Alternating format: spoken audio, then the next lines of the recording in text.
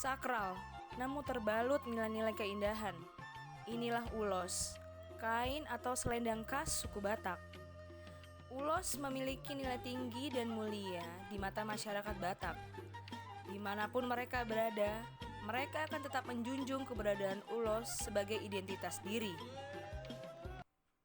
Bagi masyarakat Batak, ulos adalah bagian dari kehidupan, bukan hanya sekedar aksesoris atau pelengkap pakaian adat. Namun ulos merupakan identitas budaya setiap suku yang ada di tanah Batak, yakni Batak Toba, Batak Simalungun, Batak Karo, Batak Pakpak, dan Batak Mandailing atau Angkola.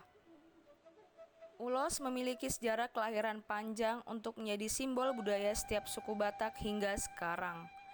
Ulos lahir berawal sebagai pakaian tradisional.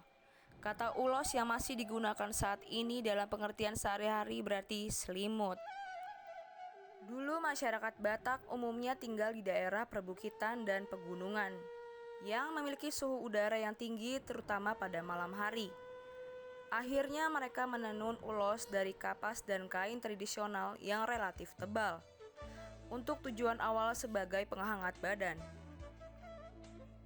Pemakaian ulos dahulu dipakai dengan 3 cara menurut fungsinya, yakni di kepala dengan cara diikat yang pada umumnya dipakai oleh laki-laki sebagai penghangat kepala. Cara kedua, ulos digunakan sebagai selendang untuk pelengkap baju, umumnya dipakai oleh perempuan. Sedangkan cara ketiga, ulos digunakan sebagai kain yang dililit di pinggang sebagai pengganti sarung. Ketiga fungsi ulos tersebut mengartikan menghangatkan badan. Namun, di balik arti kata ulos secara harfiah, ulos memiliki makna yang mendalam bagi suku Batak, yaitu ulos pangait nyoholong atau jembatan pengikat kasih sayang. Tergambar dalam penumpahan orang Batak dalam bahasa Toba dikatakan ijuk, pengihot, nihodong, ulos, pangihot, niholong, artinya kalau dilihat di pohon enau itu ada ijuknya. Di pohonnya itu dari situlah muncul namanya. Untuk daunnya itu namanya hodong. Jadi kalau tidak kuat ijuk ini, mungkin tangkai ini bisa jatuh.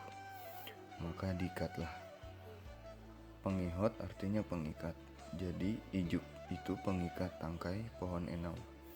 Jadi intinya adalah ulos itu digunakan untuk mengikat tanda kasih sayang antara sesama orang Batak. Tentunya ada hubungan dengan konsep Dali Anatulo.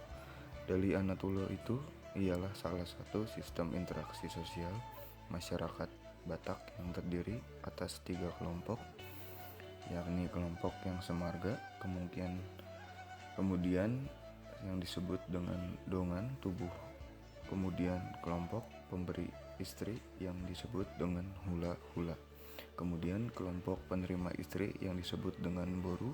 Dalam adat apapun, kecil atau besar, orang Batak harus hadir dalam kelompok ini.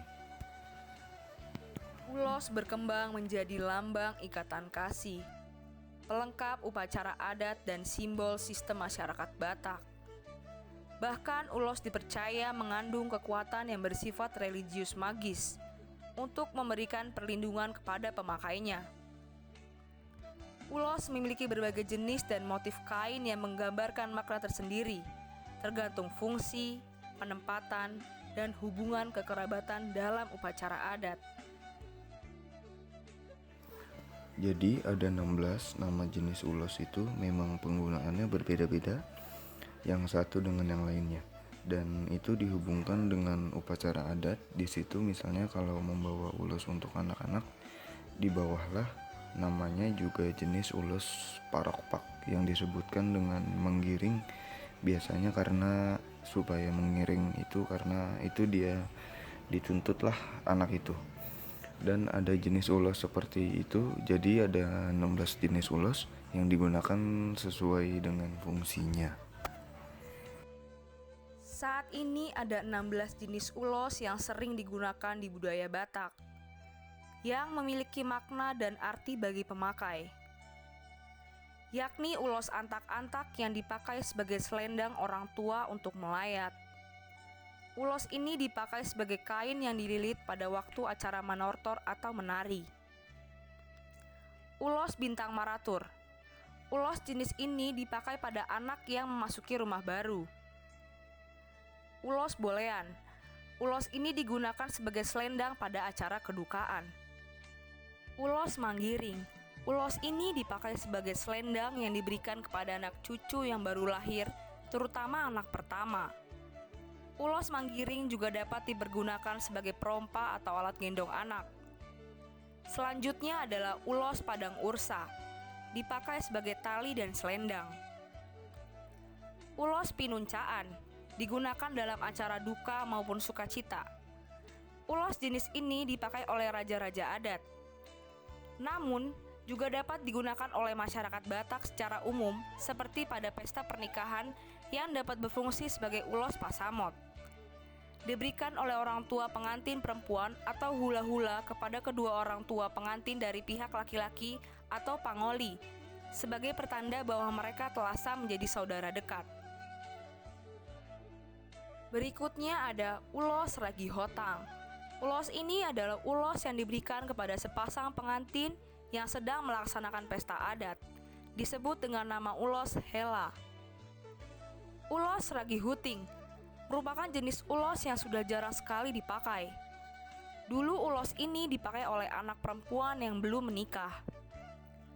Ulos Sibolang Rasta Panontari digunakan dalam acara duka yang memiliki kekerabatan dekat, sebagai ulos saput atau orang dewasa yang meninggal tapi belum memiliki cucu.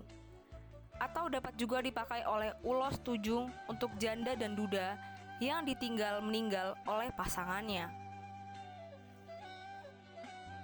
Ulos Sibonga Umbasang.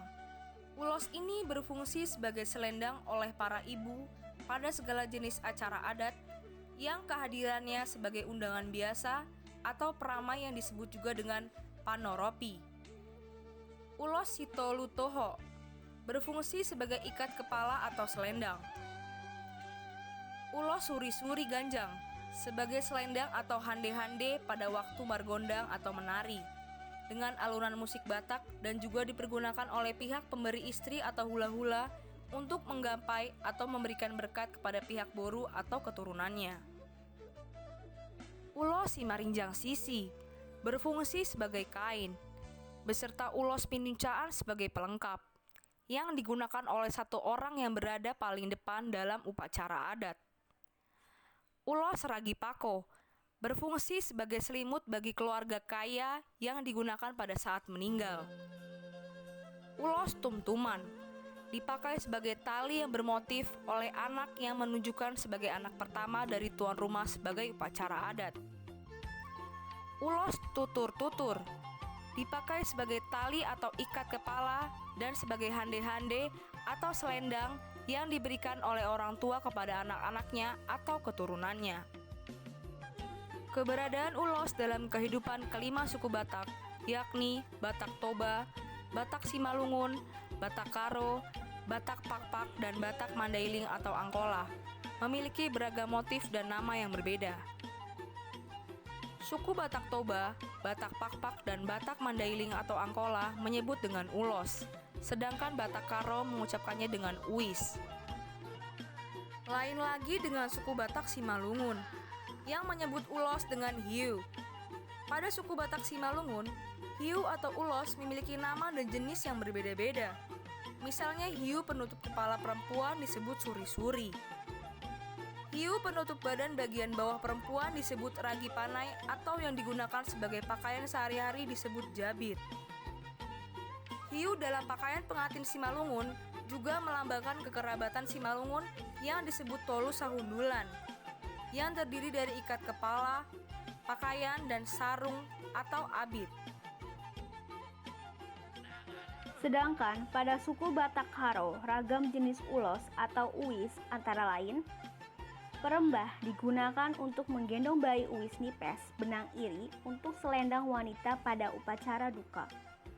Apapun keragaman motif fungsi dan sebutan untuk ulos helaian kain tradisional ini menggambarkan karakter budaya setiap suku Batak. Ia memiliki makna dan arti terdalam bagi masyarakat Batak. Keberadaan ulos sebagai bagian kehidupan masyarakat Batak pun harus tetap dilestarikan hingga anak cucu kelak.